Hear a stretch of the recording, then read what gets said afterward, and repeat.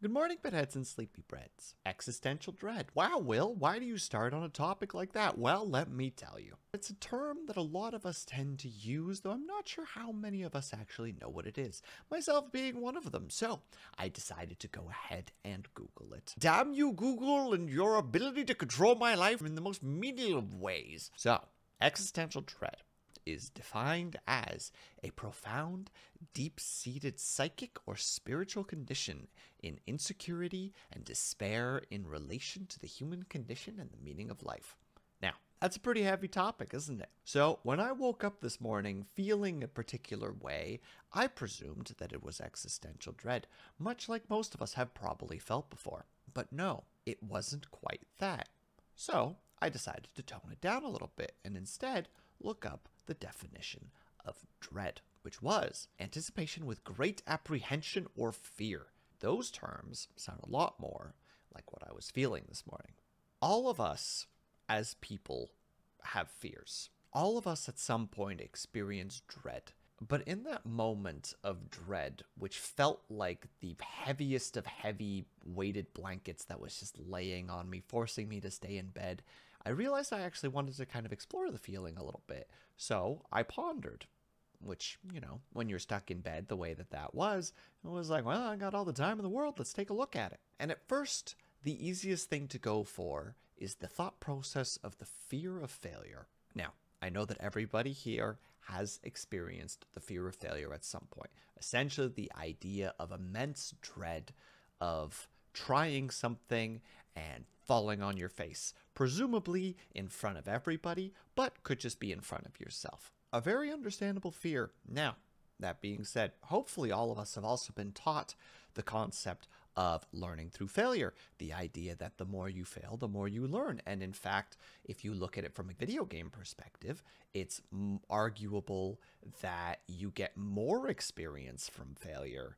than you do by success. I believe there are even some TTRPGs that use that system, which I really enjoy. The concept that on a fail, you actually get an experience point because your brain is wired in a way that it's like, oh, that wasn't the right success. Let's change our chemistry just a little bit just to make sure that we do that correctly. And as I was thinking about it, I was like, well, then yeah, that's a thing, you know, as somebody who's trying to do content creation full time, that is definitely a thing, you know, the intense fear of, oh God, I've put so much time and effort into this video or into the stream or into whatever, and nobody's watching, and that means I'm a failure, and But then I pondered for a moment on something else. There's another term that's called the fear of success, which is the feeling of being concerned about succeeding, specifically the idea of once success has been accomplished, that we are able to sustain it or suffer from it. Essentially, the idea being that, let's presume that you do something successfully, now that is the new bar that you have set for yourself that you now must, under all circumstances, continue to hit. And that can be for everything, right? That can be for a job that you've reached a new quota level that now your bosses are just like, oh, that's what you're capable of. That's your new standard. Or for myself, you know, like, oh, that's a certain amount of views that I got this month. That's the new standard. If I can't beat that, I'm failing and it's all falling apart. But from a very personal perspective, success is what you define it to be. Now, that being said, all of us obviously have specific successes that we require, you know. Everybody needs to be able to pay the bills. Everybody needs to be able to put food on the table. Everybody needs to be able to, you know, to have a little bit of money for leisure, etc. Like, that's obviously, those are successes that are practically mandatory. They're on the hierarchy of needs, after all. You know, you need your physiological needs. But when it comes to stuff like personal projects, success is defined by you. And when you're the one who can write the success parameter down on a piece of paper, there's a comfort in knowing that you have that control. Because by that logic, you don't have to make a massive goal for success.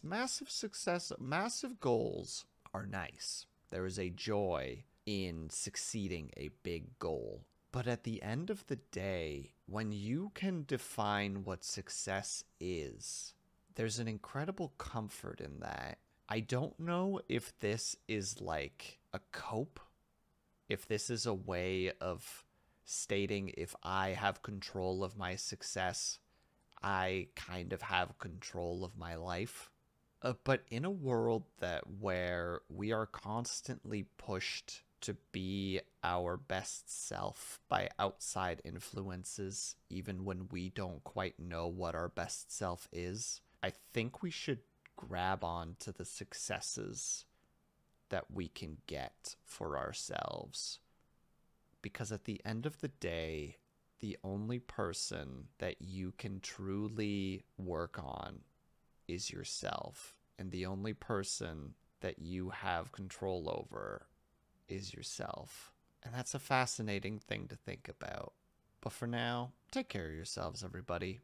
You know, we all are, we're all struggling out here in our own ways, and that's okay.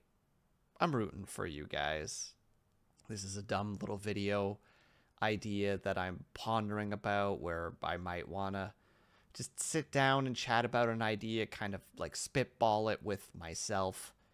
And if you guys are interested in potentially watching that, then great. If you guys have any of your own ideas, by all means, you know, post them in the comments down below. I would love to read them. But yeah, thank you guys so much for watching. This is Will Sleeps Not, and Bedheads and Sleepy Breads. I hope that you guys have a great sleep and that you guys have a great rest of your day. Bye.